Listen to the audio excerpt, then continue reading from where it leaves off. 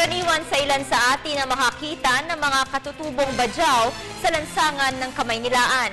Sila ay nanggaling pa sa katimugang bahagi ng Pilipinas na umakyat pa sa iba't ibang bahagi ng Luzon at Visayas para maghanap ng mapagkakakitaan.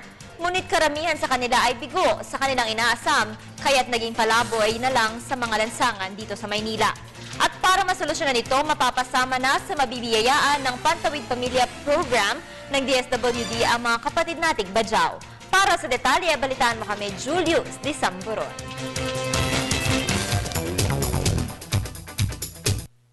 Sila ang mga kadalasan nating nakikita sa mga lansangan ng Kamaynilaan, ang mga kababayan nating badyaw.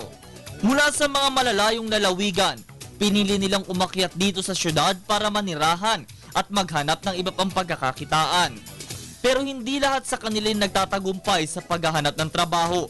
Ang ilan ay nauuwi na lamang sa pagpapalimos. Kaya't napagdesisyonan ng Department of Social Welfare and Development ang pagkakaroon ng isang settlement site para sa mga badyaw ng Bato Leyte na pagkakalooban ng Pantawid Pamilya Pilipino Program at ilang panghandog na government service upang hindi na sila mangibang bayan. Ayon kay Social Welfare Assistant Regional Director for Operations, Nestor Ramos, ang mga katutubong badyaw ay ang mga nomads o walang permanenteng tirahan o kaya'y pwedeng tumira kahit saang bahagi ng kagubatan o ng kalikasan.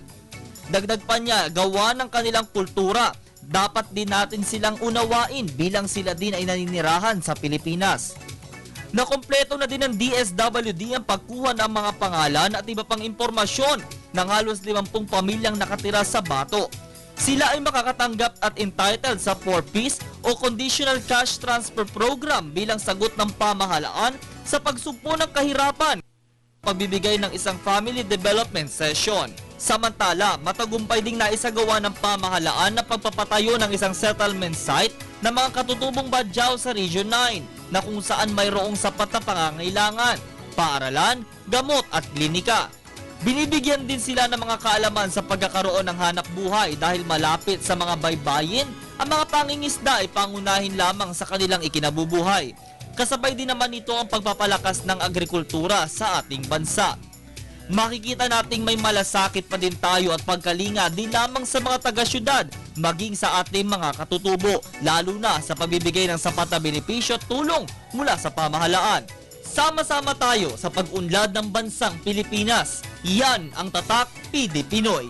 Julius Disamburon po, nag-uulat para sa Telebisyon ng Bayan.